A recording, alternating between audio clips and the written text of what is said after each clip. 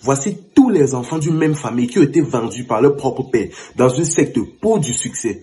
Aujourd'hui, ces derniers sont en train de demander de l'aide. Histoire vraie. Voici la jeune fille encaissée et tous ses frères. Après le décès de leur mère, leur père a commencé à changer de copine comme de sous-vêtements. Mais de ce côté-là, eux, concrètement, ils s'en fichaient. Bon, apparemment, leur père était pasteur, quelque chose comme ça. Mais à un moment donné, on ne sait pas ce qui s'est passé. Il était entraîné dans une secte. Où c'est? On ne sait pas comment ou c'est qui. Il a été entraîné dans une secte. Et une fois dans cette secte-là, il a vendu ses propres enfants pour du succès. Et vous devriez comprendre, quand on dit vendre quelqu'un, ce n'est pas forcément vendre la vie de cette personne. Ce n'est pas que cette personne doit automatiquement mourir. Quand on dit vendre aussi, c'est aussi souvent dans le cadre de vendre tes chances, vendre ton intelligence, des trucs comme ça. Ça signifie que tu vis, mais tu n'es rien. Tu es une calebasse vide, tu n'as pas d'avenir. Et parfois même toi-même tu le ressens. Et bon, au début quand leur père les a vendus, ils n'étaient pas au courant. C'est après un certain temps dans leur vie qu'ils ont commencé à voir que rien n'allait. Les études, ça n'allait pas.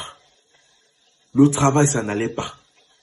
Même quelques années plus tard, ça n'allait toujours pas. Donc c'est-à-dire, avoir un petit ami, rien. Combien de fois un mari, rien. Il n'était concrètement rien. Et à un moment donné... quand ils ont commencé à sentir vraiment que ça ne donnait pas, ils ont commencé à faire des recherches. Ils ont senti qu'on les avait vendus quelque part en fait. Parce que eux tous, littéralement, ne s'en sortaient pas. Eux tous avaient des problèmes. Tellement c'était grave, moi ils ont senti que c'était mystique. Ils ont commencé à faire des recherches. Ils ont tout fait. Ils sont partis dans des églises, ils ont tout fait. Ils sont même descendus même au village, parler de leurs problèmes à la famille. On les a recommandé de faire le culte des ancêtres, c'est-à-dire ils ont versé l'huile sur les crânes. Ils ont fait tout ce genre de choses en fait. Même jusque-là, rien n'a marché. Et cette dernière précise bien qu'apparemment dans leur famille, là, il y a trop de sorcellerie, surtout du côté paternel, c'est-à-dire du côté de leur père. Après avoir forcé, donc essayer de se libérer de cette sorte de malédiction et tout, finalement, un jour, son petit frère, le cadet, en a eu marre. Il a décidé de confronter son père. Après, dans un face-à-face, après dans un violent face-à-face, le père a finalement avoué, il a dit oui, j'ai fait, je vous ai vendu.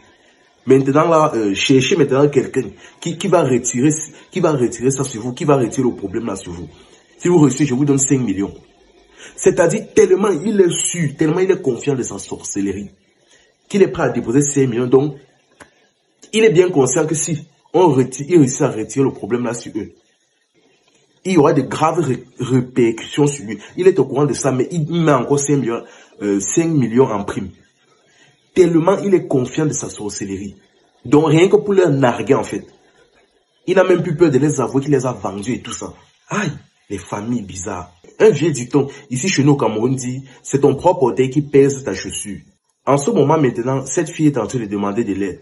Elle a tout fait.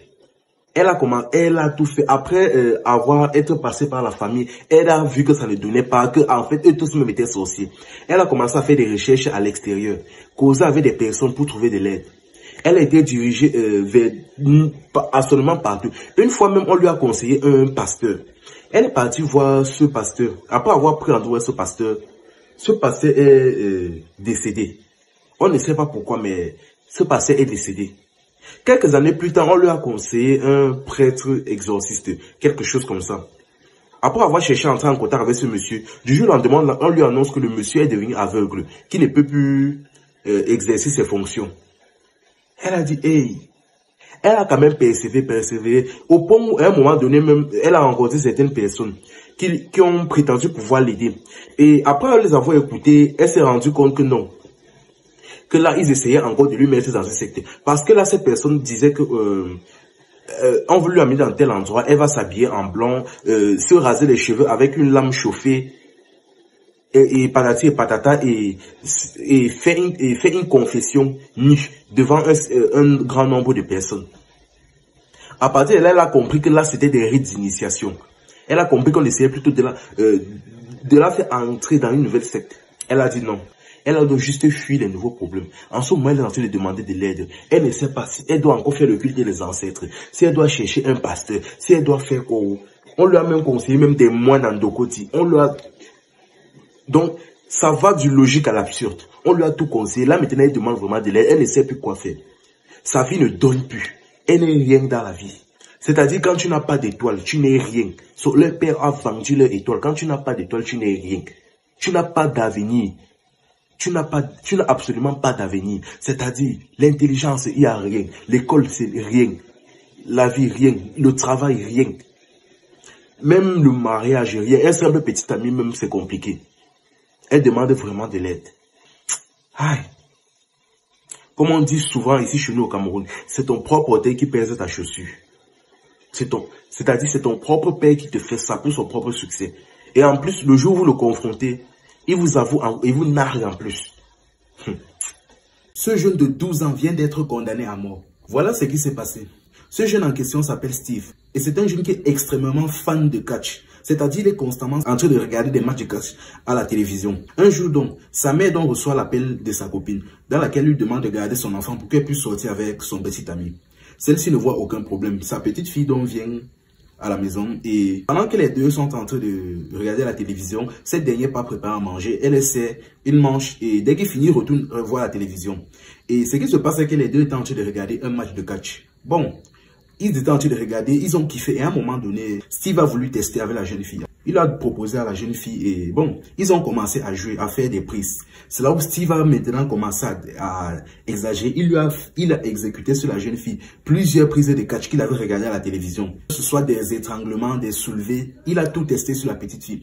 Au point où sa mère ne faisait qu'entendre des cris, elle a hurlé et demandé c'était pensant que les deux étaient simplement en train de jouer. Elle restait tranquille et à un moment donné donc, Steve court dans la chambre de sa mère, il tapote sa mère. Elle dit que c'est quoi? Il dit que l'autre ne bouge plus. Il explique que la petite fille en question ne bouge plus. Déjà, vous devez comprendre que Steve, c'est un gamin de 12 ans et il pèse dans les 64 kilos. Or, la jeune fille n'est qu'à 37 kilos. Il vient expliquer à sa mère que la jeune fille ne bouge plus. Elle descend rapidement voir. Elle se baisse sur l'enfant. Après avoir pratiqué certains exercices respiratoires, quelque chose comme ça, elle se rend compte que la petite fille ne respire pas. Là, maintenant, elle appelle les urgences. Une ambulance vient donc récupérer la petite fille et on l'amène à l'hôpital. Mais une fois à l'hôpital, donc, on signale le décès de la jeune fille. Maintenant, tout le monde était dévasté. Même sa mère était appelée. Elle arrivait, elle était complètement traumatisée. Mais pendant l'autopsie, tout le monde est rentré chez lui. Mais pendant l'autopsie, la famille était rappelée. Parce que là, on a expliqué que, bon, au début, on pensait que peut-être il jouait ou peut-être la jeune fille a trébuché. On ne sait pas. Elle s'est pris un coup. Elle a succombé sous le coup. Mais pendant l'autopsie, on s'est rendu compte d'une chose. Déjà, la jeune fille avait le crâne fracturé, les côtes brisées et plusieurs liaisons au niveau du cou. Quelque chose comme ça. Là, on a dit que c'est impossible qu'elle s'ait fait ça toute seule. Qu'il fallait même au minimum, limite, un petit véhicule à renverse pour que ce soit à ce niveau-là. Là maintenant, après quelques enquêtes et interrogations, on a compris que c'est le jeune garçon qui avait fait ça. Il a donc été amené au commissariat et il a été jugé dans un tribunal. Et lors du tribunal, il y a eu quelques petites négociations. On lui a demandé que soit, avant que tu ne sois devant le juge, tu as deux choix. Soit tu dis coupable et là tu vas faire une année en prison correctionnelle pour délinquant juvénile. Plus tard et après tu feras un truc comme 10 ans dans une prison pour adultes. On lui a donc proposé de se déclarer coupable. Et on lui a dit si tu dis non coupable, là on vraiment ne sait pas ce qui va se passer là. Parce que ce qui se passe là est grave et tu risques la peine de mort. Mais sa mère n'a rien voulu comprendre. Elle s'est dit que non, c'est un gamin de 12 ans. Il ne savait pas ce qu'il faisait. C'est impossible qu'on condamne un jeune garçon comme ça à mort. On a dit que ok. On l'a donc amené au tribunal. Au tribunal, donc, il a plaidé non coupable. Et chose non inattendue, il était condamné à perpétuité. C'est-à-dire la prison à vie. Sa mère était dévastée en train de crier dans la salle. Il a donc été amené en prison. Et après un certain temps, peut-être vers ses 18 ans, il y est resté jusqu'à 18 ans avant qu'un des appels qu'il a proposé a été pris en compte. Bon, un avocat lui a donc été assigné. Pendant son appel, l'avocat lui a dit la même chose, que tu as deux choix. Tu te déclares coupable et tu vas prendre 1 an à assignation à domicile et 10 ans à prison et là tu seras libre. Si tu déclares encore non coupable, là je ne sais pas ce qui va se passer. Il a dit ok. Et pendant dans le procès, il a dit coupable et chose est dit, chose est faite. Il a pris donc 1 an chez lui et 10 ans de prison. Et après, dès qu'il est sorti de prison, il était un homme libre. Tous ses amis, la famille est venue le voir, ils étaient fiers. Il avait enfin la vie devant lui, il était encore jeune. Mais un jour donc, il est un de ses amis. Ils sont en train de s'amuser, ceci, cela, mais à un moment donné, on ne sait pas quel mauvais esprit est entré dans lui. Il a décidé de faire une sale blague avec ses amis. Il a pris son téléphone, il a commandé une pizza. Bon, le livret donc est arrivé devant sa porte, il a frappé. Et dès qu'il a ouvert, donc Steve a sorti son arme braquée sur le livret et lui a demandé rapidement de sortir tout l'argent qu'il a sur lui. Sinon, il finit avec lui sur place. Et je précise bien, apparemment, c'était censé être une blague. Le livret, chose dit, chose faite. Le livret a donc, peur pour sa vie, a sorti son argent, a remis à Steve et s'est enfui. Mais ils ont commencé à rigoler à l'intérieur, pensant qu'ils étaient drôles. Mais au moment où le livret est rentré, il a rapidement appelé la police, signalé le problème. Et au même moment, la police est venue le récupérer. On l'a encore amené au commissariat. Case de départ. Une fois au commissariat, on l'a encore amené au tribunal. Cette fois-ci, on lui a demandé, il se déclare coupable ou non coupable.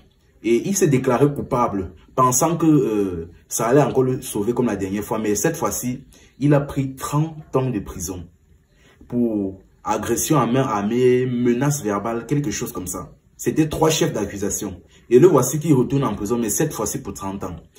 Regardez comment quelqu'un est capable de gâter sa vie pour des conneries. À quel moment tu t'es dit que c'était une bonne idée? Tu viens de sortir de prison, mais à quel moment tu t'es dit que c'était une bonne idée? À quel moment tu t'es dit que c'est drôle en fait? Et ses amis, pourquoi ils l'ont même laissé faire? Ça, c'est la question que moi je me pose. Aïe, aïe. Enfin bref, nous sommes tous responsables de nos actes. À nous de les assumer. C'était Info et Amusement. Ici, on s'informe et on s'amuse.